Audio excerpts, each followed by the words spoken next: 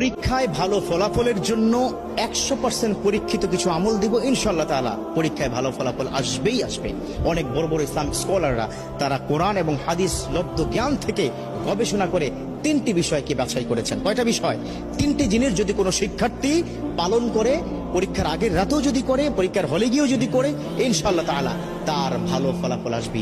দেখো, প্রত্যেকটা স্টুডেন্টের স্বপ্ন সে খুব ভালো রেজাল্ট করবে, ঠিক কিনা? আছে না? এই যে যুবক বন্ধুরা, স্বপ্ন আছে না? আছে। বর্তমান কিন্তু আমাদের পরীক্ষা চলছে, আলহামদুলিল্লাহ। আমাদের কারো সন্তান, কারো ভাই বোন, আমাদের পরীক্ষা চলতেছে।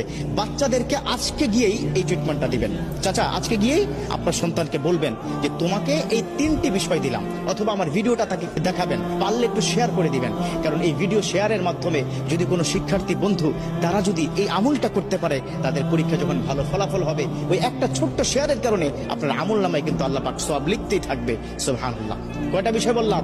3টা বিষয়। যুবকরা, কয়টা? 3টা বিষয়।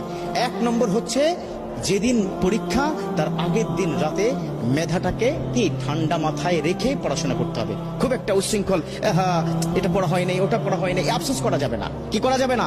আফসোস করা যাবে না।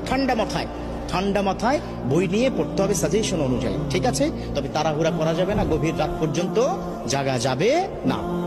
2 নম্বর হচ্ছে, আল্লাহর প্রতি সর্বোচ্চ তাওয়াক্কুল করতে হবে।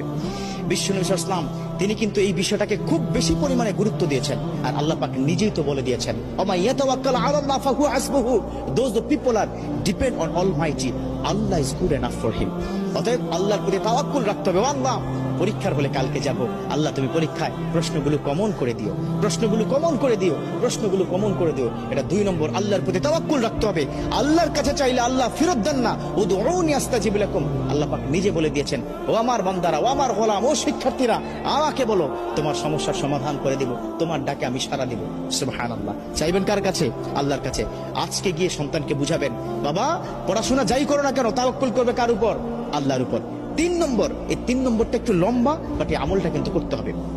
3 নম্বর আমলটা হচ্ছে, তুমি যখন পড়তে বসবে তখন রব্বি জিদনি ইলমা এটা পড়বে।